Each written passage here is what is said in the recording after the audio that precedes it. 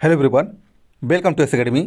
आई hope आप लोग सब अच्छे होंगे, स्वस्थ होंगे और सुरक्षित होंगे। आज इस वीडियो में भारत के भूगोल यानी जियोग्राफी के इंपॉर्टेंट क्वेश्चन करने वाले हैं जो बहुत ही महत्वपूर्ण है। यह वीडियो एक सीरीज के रूप में आ रही है। यह सीरीज का पार्ट 2 है। यदि आप लोग पार्ट 1 नहीं देखे हैं तो आप लोग चैनल पर जाके देख सकते हैं। ठीक है, चलिए आज का पहला क्वेश्चन शुरू करते हैं। पहला क्वेश्चन आप लोग के सामने है। नीचे दिए गए 4 नदियों का उल्लेख किया गया है। इस नदियों की लंबाई सबसे लंबी से शुरू होकर सबसे छोटी तक घटते क्रम में क्या होगा? आप लोग को बताना है। आप लोग के सामने ऑप्शन है, इनमें से कौन सा ऑप्शन सही होगा? चलिए, हर क्वेश्चन में आप लोग को 5 से 10 सेकंड का टाइम दिया जाएगा आंसर बताने के लिए। चलिए फटाफट बताइए।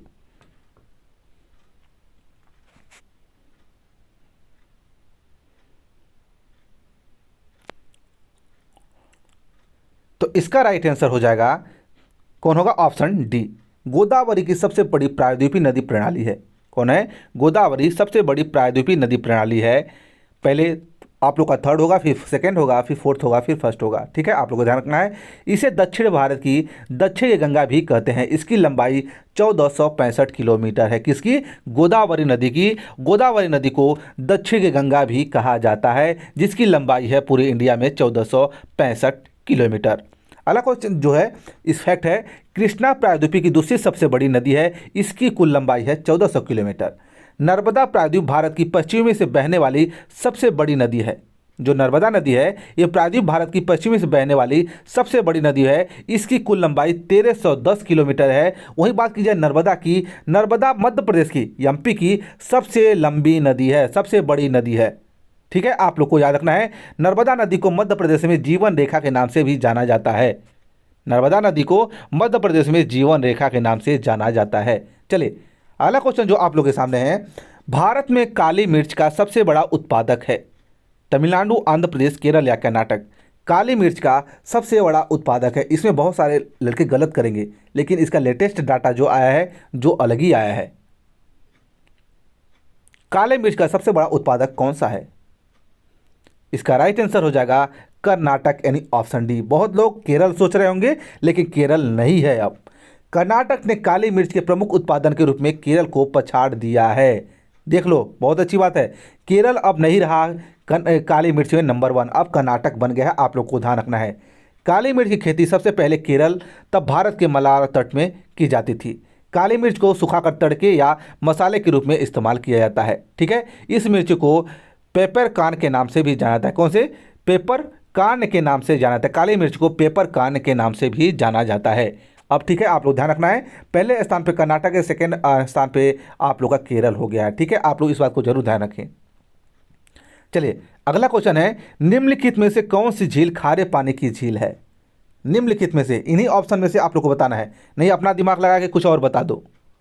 इन 4 ऑप्शन में से कौन सी झील है जो खारे पानी की झील है? सावर, वुलर, ढल या गोविंद सागर? नहीं, बहुत लोग अपना दिमाग लगा देते हैं, फिर पता नहीं क्या क्या कमेंट कर लेते हैं, सर ये होगा ये होगा। इन्हीं 4 में से बताना कि सबसे खारे पानी की झील कौन सी है। इसका राइट आंसर होगा सावर, जो है खारे पानी की झील, यानी ऑप्शन ए आप लोग का राइट आंसर होगा। राजस्थान में स्थित सावर खारे पानी की झील है, जो भारत की सबसे बड़ी अंतर्देशीय नमक झील है। 1990 में राम सम्मेलन, कौन सा? रामसर सम्मेलन के तहत इसे अंतर्राष्ट्रीय महत्व की आर्द्रभूमि के रूप में सूचीबद्ध किया गया है। आप लोग को बता दूं, आप लोग को रामसर साइट का यहाँ इसमें उल्लेख किया गया है। तो आप लोग को बता दूं, रामसर साइट पूरे इंडिया में 49 अभी तक सम्मिलित किए गए हैं। ये पूरी 49 जो है, इसकी सेपरेट लिस्ट यानी वीडियो बना दी गई है, ऑलरेडी चैनल पे अपलोड है। आप लोग जाके देख सकते हैं कि कौन से राज्य में कौन सी रामसर साइट स्थित है। ठीक है, और किसको शामिल किया गया है। बहुत ही महत्वपूर्ण है, एक क्वेश्चन जरूर रामसर साइट से देखने को मिलता है, रामसर स्थल से। नेक्स्ट है, सामदेव, समोद, खारी, मंथा, खंडेला, मेधा और उपनगर नदियों के पानी प्राप्त करता है। ठीक है, सामर झील। अगला क्वेश्चन जो है और है कुछ फैक्ट। सामर झील में फ्लेमिंगो, पेलिकन और जल पक्षी आमतौर पर देखे जाते हैं। यह देश के सबसे बड़े नमक निर्माण केंद्रों में से एक को संयोजित करता है। कौन है? सामर झील। अगला क्वेश्चन है, नुब्रा घाटी निम्नलिखित में से किस पर्वत श्रृंखला के बीच स्थित है? कौन सा? नुब्रा घाटी किस पर्वत श्रृंखला के बीच स्थित है? आप लोग को बताना है, बहुत ही महत्वपूर्ण सवाल है। बताइए फटाफट, कौन सा ऑप्शन सही होगा?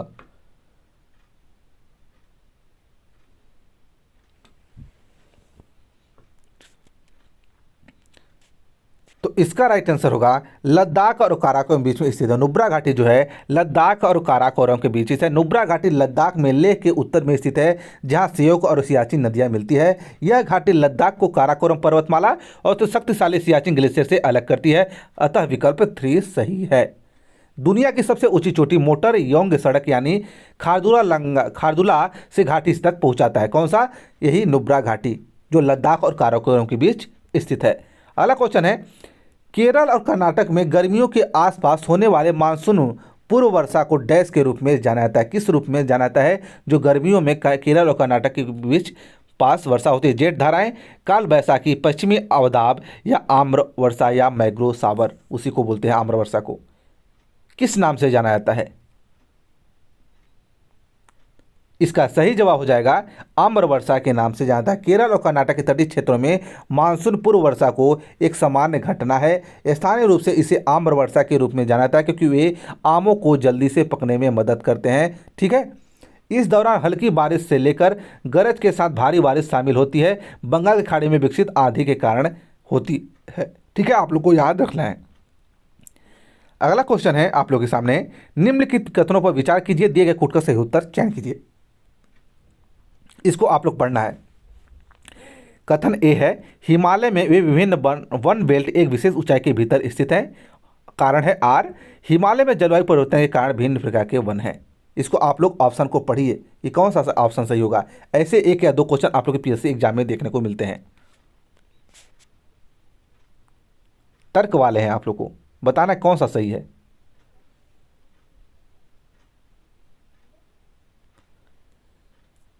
इसका राइट आंसर होगा ऑप्शन ए, कथन ए सही है क्योंकि हिमालय में विभिन्न वन क्षेत्र विशेष ऊंचाई पर भीतर स्थित हैं। कारण आर सही है क्योंकि हिमालय में जलवायु परिवर्तन के कारण विभिन्न प्रकार के वन हैं, इसलिए सही उत्तर है ए और आर दोनों सत्य हैं। आर ए की सही व्याख्या करता है, यानी ऑप्शन ए आप लोग का सही आंसर हो जाएगा। अगला सवाल है, 2011 के अनुसार जनगणना निम्न में से किस भारतीय राज्य में सबसे अधिक झुग्गी वाली जनसंख्या है?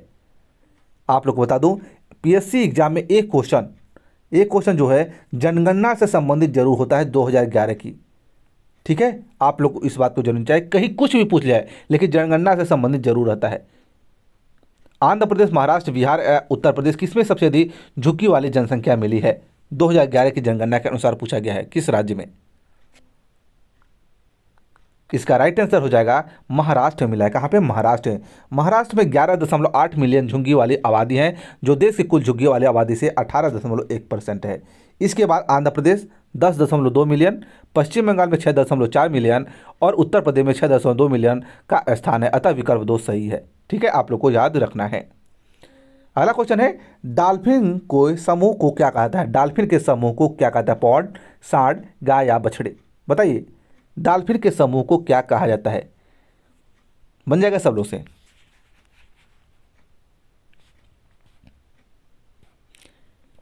पिछले वीडियो पर आप लोग का रिस्पांस अच्छा आया था, फटाफट बताइए।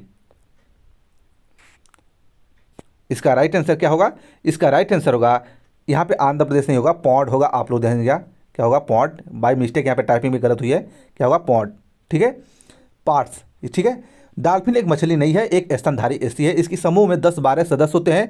जब वे समूह में तैरते हैं तो उन्हें पार्ट्स कहते हैं। क्या कहते हैं? पार्ट्स कहते हैं। आप लोग को ध्यान रखना है। भारत में डॉल्फिन गंगा नदी में पाई जाती है।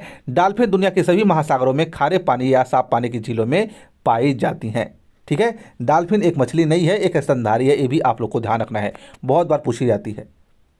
चलिए, अगला क्वेश्चन है, निम्नलिखित में से किस ऊर्जा संसाधन अपने जीवन चक्र के दौरान सबसे कम पर्यावरणीय प्रभाव डालता है? कोयला, बायोगैस, तेल या प्राकृतिक गैस?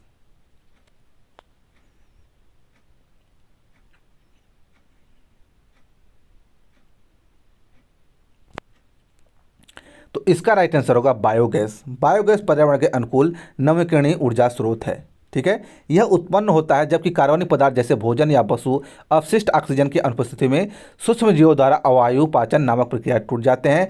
बायोगैस बिजली गर्मी के रूप में एक हरित ऊर्जा स्रोत है। क्या है? एक हरित ऊर्जा स्रोत है।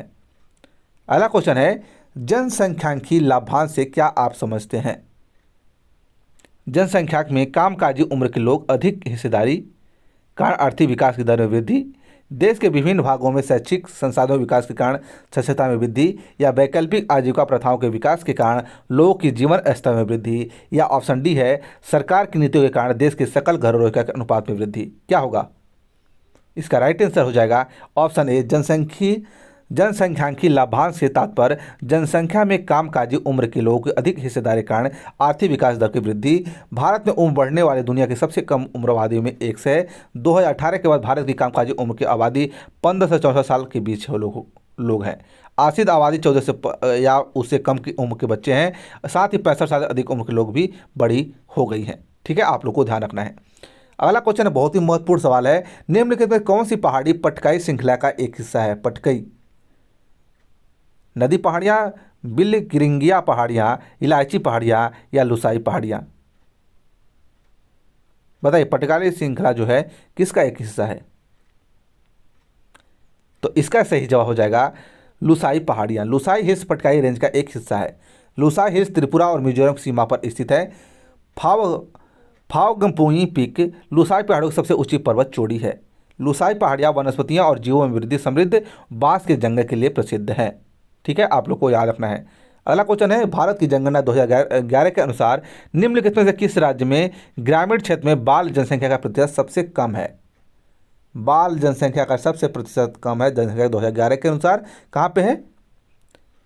जम्मू कश्मीर, केरल, पंजाब या हरियाणा?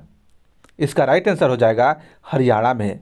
बाल जनसंख्या देश में कुल जनसंख्या का वह अनुपातिक शामिल है जो 0 से 6 वर्ष के आयु में आते हैं, उसे बाल जनसंख्या के अंतर्गत गणना की जाती है। हरियाणा में ग्रामीण आबादी बाल आबादी का सबसे कम प्रतिशत हिस्सा यानी 13.84% है। ठीक है, भारत दुनिया का दूसरा सबसे अधिक आबादी वाला देश है, जहां उसकी 13.12 आबादी 0 से 6 वर्ष की निविदा आयु के वर्ग में है। अगला क्वेश्चन है, वीर सावरकर अंतर्राष्ट्रीय हवाई अड्डा भारत के किस राज्य केंद्र शासित प्रदेश में स्थित है? बहुत ही न्यूज हुआ, एक क्वेश्चन आप लोग एग्जाम में पूछा जा सकता है, आप लोगों को ध्यान रखना है। ठीक है, बहुत ही महत्वपूर्ण क्वेश्चन है। इसका राइट आंसर क्या होगा? इसका राइट आंसर होगा अंडमान निकोबार द्वीप समूह में। वीर सावरकर अंतर्राष्ट्रीय हवाई अड्डा जो है अंडमान निकोबार द्वीप समूह के पोर्ट ब्लेयर में स्थित है।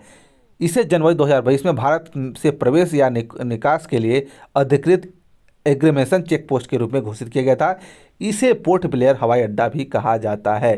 किसे? वीर सावरकर अंतर्राष्ट्रीय हवाई अड्डा को पोर्ट ब्लेयर हवाई अड्डा भी कहा जाता है, आप लोग को याद रखना है। तो ये रहे आज के टोटल प्रश्न। आई होप आप लोग को यह वीडियो पसंद आए तो वीडियो को लाइक और शेयर जरूर कीजिएगा। और आप लोग जिस भी टॉपिक पर पढ़ना चाहते हैं वो भी आप लोग कमेंट करके बता सकते हैं। ठीक है, चलिए मिलते हैं नेक्स्ट वीडियो में। धन्यवाद।